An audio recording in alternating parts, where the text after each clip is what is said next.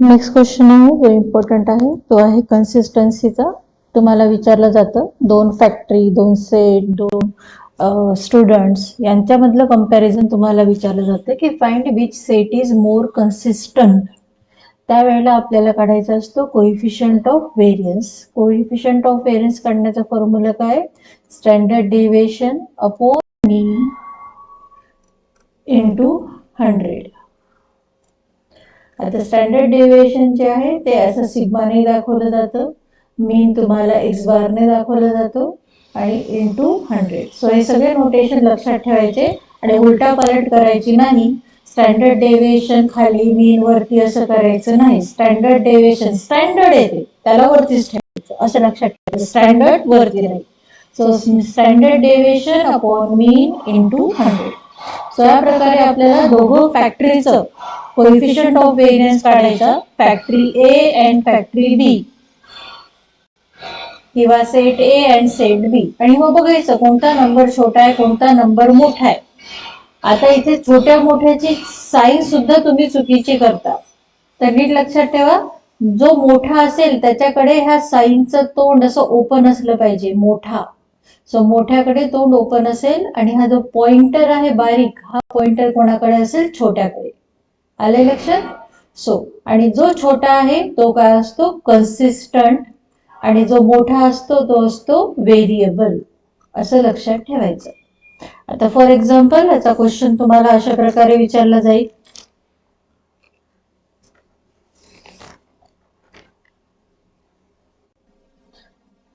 Average खाली दिलेलं असेल स्टँडर्ड डेविएशन, इथं असेल फॅक्टरी ए फॅक्टरी बी. सपोज इथे दिले तुम्हाला ॲव्हरेज 130, इथे ॲव्हरेज दिलेलं आहे 120. इथे स्टँडर्ड डेविएशन सपोज तुम्हाला दिलेलं आहे 15 आणि इथे स्टँडर्ड डेविएशन सपोज दिलेलं आहे 40. मग त्यावेळेला ॲव्हरेज म्हणजे काय आहे? मीन. ॲव्हरेज म्हणजेच मीन म्हणजेच एक्स बार, स्टँडर्ड डेविएशन म्हणजे सिग्मा. अशा प्रकारे असं याला टेबलच्या फॉर्मॅटमध्ये तुम्हाला दिलेलं असेल.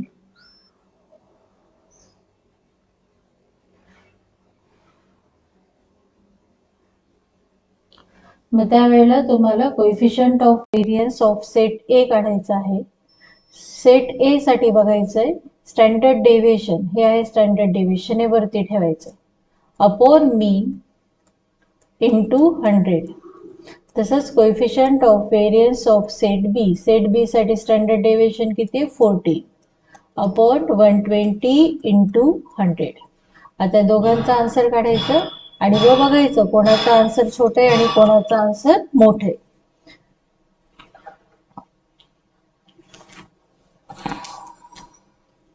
आता आपण याला कॅल्क्युलेट करूया. So 15 divided by 130 into 100. त्याचा आन्सर आलं तुमचं 11.5. इथे आलं 14 इंटू 100 डिवायडेड बाय 120. त्याचा आन्सर आलं 11.6. आता 11.5 आणि 11.6, 11 तर सारखा आहे, मग 0.5 आणि 0.6 मध्ये बघायचं. 6 मोठा आहे. So coefficient of variance of set A and set B. तर आता सेट बी 0.6 हे मोठा आहे 11.6 आणि हा काय आहे 11.5. सो मोठा 6 आहे, मग त्याच्याकडे आपलं तोंड ओपन झालं पाहिजे. आता तुम्हाला सांगितले की छोटा जो आहे तो काय? कन्सिस्टंट, आणि मोठा काय? व्हेरिएबल. सो हा झाला कन्सिस्टंट आणि हा काय झाला? व्हेरिएबल. मग क्वेश्चन असेल which set is more consistent. मग त्यावेळेला कोणता सेट कन्सिस्टंट आहे? ए. असं उत्तर लिहायचं. More consistent A less consistent B, more variable B less variable is A. Mostly तुम्हाला मोर कन्सिस्टंट असाच प्रश्न विचारतात. मग जो छोटा आहे त्याला म्हणायचं कन्सिस्टंट. आता जर याच क्वेश्चन मध्ये तुम्हाला इथं स्टँडर्ड डेविएशनच्या जागेवर काही वेळेला तुम्हाला व्हेरियन्स दिला जातो, म्हणजे अशा प्रकारे तुमचा क्वेश्चन असेल मागच्या वर्षी विचारला गेलेला आहे क्वेश्चन. ॲव्हरेज आणि खाली दिलेला असेल व्हेरियन्स. सेट ए आणि सेट बी. इथं आहे 186, 175, इथं आहे 81 आणि इथं आहे 100. सो आता ॲव्हरेज म्हणजेच काय मिळालं तुम्हाला? मीन. पण व्हेरियन्स म्हणजे स्टँडर्ड डेव्हिएशन नाही. आणि फॉर्म्युलामध्ये काय म्हणतो आपण? Standard deviation upon mean into 100 विसरायचं नाही, तर तुम्हाला CV मिळणार आहे. सो हा फॉर्म्युला आपल्याला वापरायचा आहे. आणि त्यासाठी आपल्याला इथे SD पाहिजे. SD दिलेला नाही. मग खाली अजून एक ओळ यायची SD ची. SD म्हणजे √81 दॅट इज 9 √100 म्हणजे झालंय 10. आता तुम्हाला हे ॲव्हरेज वापरायचं आहे. ॲव्हरेज म्हणजेच काय आहे? मीन. आणि तुम्हाला हे स्टँडर्ड डेव्हिएशन वापरायचं आहे. 9 आणि 10. 81 आणि 100 हे वापरायचे नाही. मग त्यावेळेला coefficient of variance of set A, standard deviation काय येणार आहे? 9/186 इंटू 100. आणि coefficient of variance of set B is 10/175 into 100. सगळ्यात महत्त्वाचं आहे की SD तुमचं न्यूमरेटरला असलं पाहिजे आणि मीन खाली आलं पाहिजे डिनॉमिनेटरला. आणि हा व्हेरियन्स जर दिलेला असेल तर व्हेरियन्स पासून तुम्हाला काढायचा आहे SD, तर तुमचा आन्सर करेक्ट येईल. आता फर्स्ट जो कोएफिशियंट ऑफ व्हेरियन्स आहे त्याचा आन्सर तुमचं इथे येते 4.83 आणि सेकंड जो आहे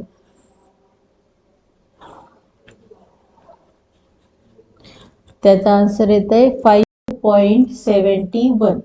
आता आपल्याला दिसतंय की बी चा आन्सर मोठा आहे. बी मोठा आहे म्हणजे छोटा कोण आहे? ए. सो ए छोटा आहे हे लिहायचं. जर तुम्हाला साईन देता आली नाही तर वर्ड मध्ये लिहा. Coefficient of variance of set A is less than. Coefficient of variance of set B असं वर्ड म्हणा. कोण छोटा आहे ते म्हणून घ्या. A is less than B. मग ए छोटा आहे म्हणून set A is more consistent. जर तुम्हाला सिम्बॉल देता आला नाही तर तुम्ही सेंटेन्स मध्ये म्हणायचं. So set A is more consistent. आलं लक्षात? इम्पॉर्टंट क्वेश्चन आहे. 3 मार्कांसाठी हा क्वेश्चन विचारला जातो. Question number 9.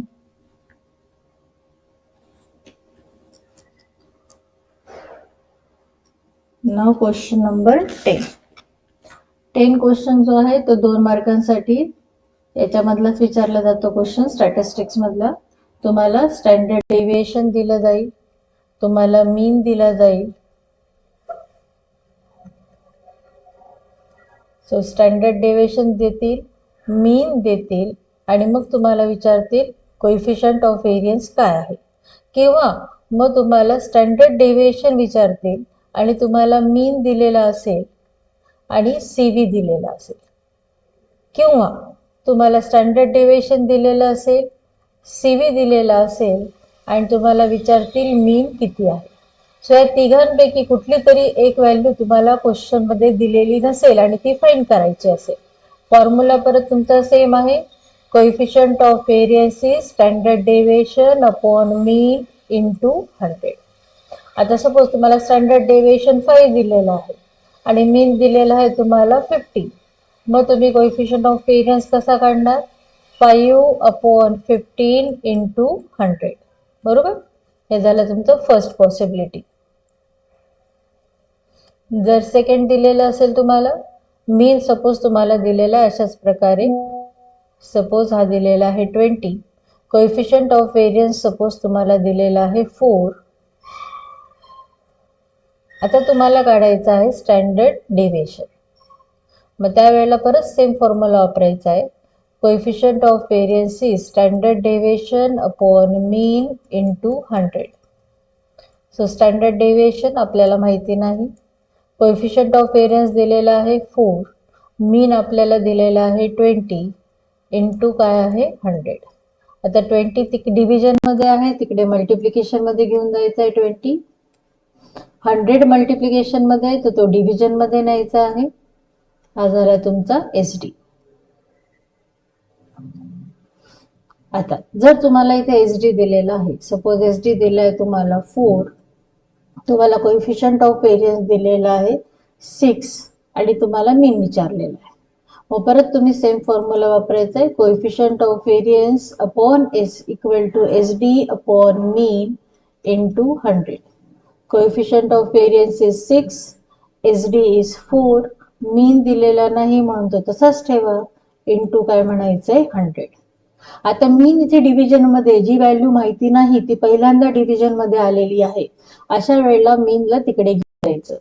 डिव्हिजनचं आहे तिकडे झाल्यावर काय होईल, मल्टिप्लिकेशन. जसा 20 तिकडे गेला मल्टिप्लिकेशन मध्ये, इथून इकडे जाताना मल्टिप्लिकेशनला गेला, तसाच मीन तिकडे घेऊन जायचा मल्टिप्लिकेशन मध्ये. इथे उरलं 4 इंटू 100.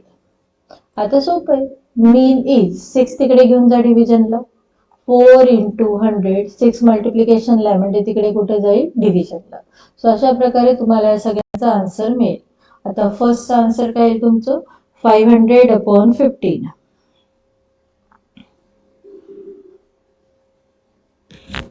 That is 33.3. आता सेकंडचा आन्सर तुमचा येईल 80 अपॉन 100. That is 0.8. थर्डचा आन्सर आहे तुमचं 400 divided by 6. That is 66.6. So या प्रकारे तुम्ही आन्सर लिहू शकता. कोएफिशियंट ऑफ व्हेरियन्स या बऱ्याच वेळा तुम्हाला अशा प्रकारे पर्सेंटेज मध्ये दिलं जातं. तर पर्सेंटेज मध्ये दिलेलं असलं तरी घाबरायचं नाही, तो नंबर ॲज इट इज लिहायचा किंवा आन्सर काढताना पर्सेंटेज मध्ये आन्सर लिहिलं तरी चालेल. सो हा एक अतिशय इम्पॉर्टंट क्वेश्चन आहे जो तुम्हाला 2 मार्कांसाठी विचारला जातो क्वेश्चन नंबर 1 मध्ये. हा झाला आपला 10th क्वेश्चन. Question number 11. हा सगळ्यांचा आवडीचा क्वेश्चन आहे, range and coefficient of range. आता हा क्वेश्चन वेगवेगळ्या प्रकारे विचारला गेलेला आहे. कधी 2 ला विचारलाय, कधी 3 ला विचारलाय, तर कधी 4 मार्कांसाठी विचारलाय. 2 मार्कांसाठी जर विचारला गेला असेल क्वेश्चन तर तुम्हाला दिलेला डाटा रॉ डाटा असतो, आणि जर 4 मार्कासाठी किंवा 3 मार्कासाठी आला तर दिलेला डाटा हा ग्रुप डाटा असतो आणि तोही डिस्कंटिन्युअस असतो. आता फॉर एक्झाम्पल जर रेंजचा क्वेश्चन असेल,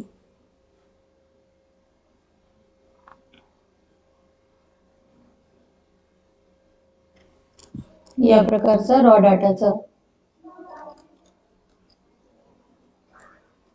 15, 20, 30, 14, 8, 5, 25 असा आहे.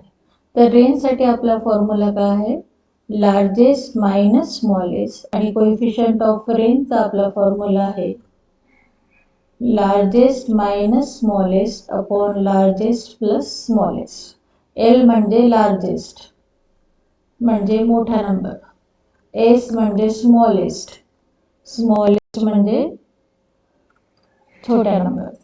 सो आता इथे बघू आपण या डाटामध्ये 25 हा लार्जेस्ट नंबर आहे, तर 5 हा काय स्मॉलेस्ट नंबर आहे. So L minus S 25 minus 5, answer येईल तुमचं 20, आणि L minus S 25 minus 5 upon 25 plus 5, that is 20 upon 30, that is 2 upon 3. Point मध्ये लिहिलं तरी चालेल, ॲज इट इज ठेवलं तरी चालेल. हे बघा, रेंज आणि कोएफिशियंट ऑफ रेंज खूप सोपा टॉपिक आहे, प्रत्येकाला याचा आन्सर काढता आलं पाहिजे. सर जर रॉ डाटा असेल तर या प्रकारे तुम्हाला याचे कॅल्क्युलेशन करायचं आहे. मोठ्यामधून छोटा नंबर वजा करायचा, रेंज लिहायची, आणि तेच नंबर इथे न्यूमरेटरला लिहायचं. इथे उलट करू नका, प्लस वरती मायनस खाली करू नका. L minus S upon L plus S असंच तुमचं दिसलं पाहिजे. सो आता आपला 11 क्वेश्चन, पण हा रॉ डाटासाठी केलाय. आता आपल्याला याला करायचं आहे, जर ग्रुप डाटा असेल तुम्हाला दिलेला आणि तोही डिस्कंटिन्युअस असेल, class interval and frequency. 10 to 19, 20 to 29, 30 to 39, 40 to 49, 50 to 59. Frequency आहे दिलेली तुम्हाला 15, 25, 13, 17 and 10. तुम्हाला रेंज आणि कोएफिशियंट ऑफ रेंज विचारलेला आहे क्वेश्चन. तर आपल्याला हा ग्रुप डाटा दिसतोय कारण इथे इंटरवल आहे 10 to 19 अशी रेंज आहे, म्हणजे हा ग्रुप डाटा आहे. पण 19 ला संपलाय पण 20 ला चालू झालाय म्हणून हा डिस्कंटिन्युअस आहे. 19 नंतर लगेच 20 येतोय म्हणजे डिफरन्स तुमचा कितीचा आहे 20 मायनस 19 म्हणजे 1 चा. याचाच अर्थ d/2 म्हणजे 1/2 दॅट इज 0.5. सो याला आता तुम्हाला करायचे कंटिन्युअस करताना तुम्हाला जो लोएस्ट आहे 10 त्याच्यामधून 0.5 वजा करायचंय म्हणजे ते येईल 9.5 आणि जी अप्पर व्हॅल्यू आहे 19 त्याच्यामध्ये 0.5 ऍड करायचं म्हणजे 19.5. परत 20 मधून 0.5 वजा करायचं 19.5 29 मध्ये टाकायचं 29.5. आता बघा हा 19.5 इथे आला मग तोच इथे पुढे कंटिन्यू करायचा 29.5 आणि पुढचा नंबर किती आहे 39.5. तर 39.5 पुढे कंटिन्यू करायचा. पुढचा नंबर काय 49.5 49.5 पुढे कंटिन्यू करायचा आणि पुढचा नंबर काय 59.5. बाकीची तुमची फ्रिक्वेन्सी आहे ती ॲज इट इज राहणार, ती बदलणार नाही. तर अशा प्रकारे हा तुमचा जो डाटा आहे तो आता कंटिन्यूअस झालेला आहे. जिथे तुमचा पॉइंट संपला तिथूनच हे स्टार्ट झालेलं आहे. सो फक्त फर्स्ट साठी कॅल्क्युलेशन करायचं 0.5 वजा करायचे लोअर लिमिट मधून आणि अप्पर लिमिट मध्ये 0.5 ऍड करायचे. परत तसंच करायचं सेकंड क्लास साठी आणि मग बघायचं की तोच नंबर रिपीट होतोय तर तो नंबर परत पुढे पुढे घेत जायचा आणि जी तुमची अप्पर लिमिट आहे तिच्यात 0.5 ऍड करून करून तुमची अप्पर लिमिट लिहत जायची आणि तीच अप्पर लिमिट पुढे कंटिन्यू होती. आता तुमची लार्जेस्ट व्हॅल्यू म्हणजे शेवटचा नंबर येणार आहे आणि स्मॉलेस्ट व्हॅल्यू म्हणजे फर्स्ट नंबर येणार आहे.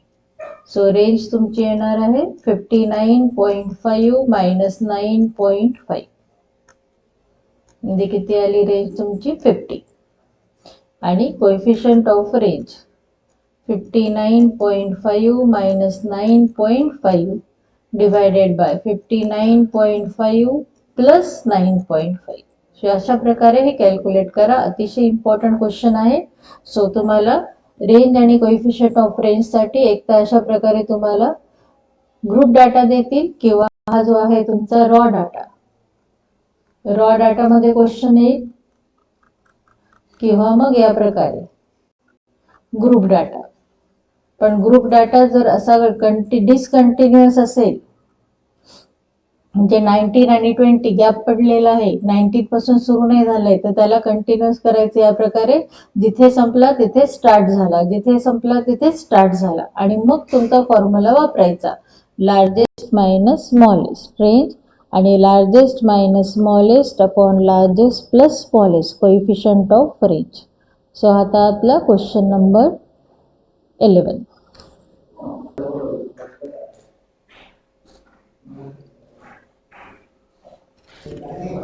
आता स्टॅटिस्टिक्सचा खरं पुढचा क्वेश्चन आपल्याला घ्यायचा आहे पण त्याच्या आधी मेट्रायसेसचा एक क्वेश्चन जो इम्पॉर्टंट आहे तो राहून गेलाय तो आपण करून घेऊ.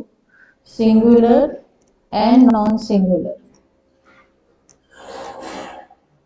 सोपा क्वेश्चन आहे आणि 4 मार्कांसाठी विचारला जातो. तुम्हाला असं देतील मॅट्रिक्स ए मॅट्रिक्स बी पण दिलेला असेल आणि तुम्हाला विचारतील की find A B is singular or non singular. A B singular आहे की नाही हे फाइंड करा असा तुम्हाला क्वेश्चन विचारलेला असेल. मग त्यावेळेला काय करायचं आपल्याला आधी ए इंटू बी करून घ्यायचं, मॅट्रिक्स ए इंटू मॅट्रिक्स बी फाइंड करून घ्यायचं. सपोज मॅट्रिक्स ए तुम्हाला दिलाय 2 1 3 0, मॅट्रिक्स बी दिलेला आहे तुम्हाला 5 1 2 3. मग A into B 2 1 3 0 into 5 1 2 3. Multiplication आपल्याला माहिती आहे, आपण मल्टिप्लिकेशन कसं करतो, row into column. So first row उचलायची आणि फर्स्ट कॉलमवर ठेवायची. 2 into 5 that is 10. 1 into 2 is 2. आता ही फर्स्ट रो घ्यायची आणि ते ठेवायचे सेकंड कॉलमवर. 2 इंटू 1 इज 2. 1 into 3 is 3. आता सेकंड रो साठी करायचं आपल्याला. सो सेकंड रो उचलायची, ठेवायची फर्स्ट कॉलमवर. 3 इंटू 5 15. 0 into 2 is 0. आता सेकंड रो घ्यायची, ठेवायची सेकंड कॉलमवर. 3 into 1 is 3. 0 into 3 is 0. Now that is 10 plus 2 is 12.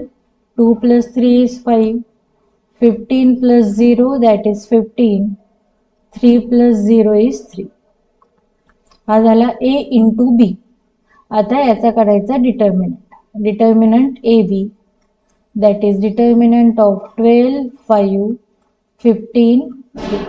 याचा आन्सर काढायचं 12 into 3.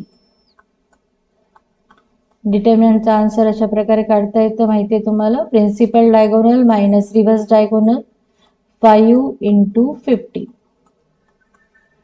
Now 12 into 3 is 36. 5 into 15 is 75. आता आन्सर जे काय ते 0 नक्कीच येत नाहीये. निगेटिव्ह पॉझिटिव्ह काय असू दे, आन्सर 0 नाहीये, म्हणजेच this matrix is non singular. तिथे आपण लिहायचंय answer not equal to 0. So the matrix is non singular. सो इथे लक्षात, जर ए बीचा आन्सर 0 आलं, डिटर्मिनंट ए बीचा आन्सर 0 आलं, तर मॅट्रिक्स ए बी काय म्हणायचं, सिंग्युलर.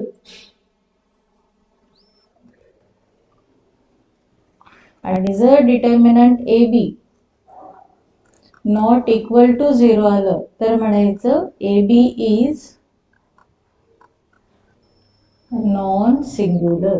लक्षात ठेवा, महत्वाचा क्वेश्चन आहे. 4 मार्कांसाठी येऊ शकतो. खरं तर 2 मार्क एवढाच क्वेश्चन आहे, पण 4 मार्कांसाठी दोन्ही केक स्कीमच्या क्वेश्चन पेपर मध्ये विचारलेला आहे. सो ए इंटू बी करायचं आणि मग मॅट्रिक्सचा करायचा determinant. Principal diagonal minus reverse diagonal. 12 into 3 minus 5 into 15. Answer जर 0 आलं नाही तर matrix A B is non singular.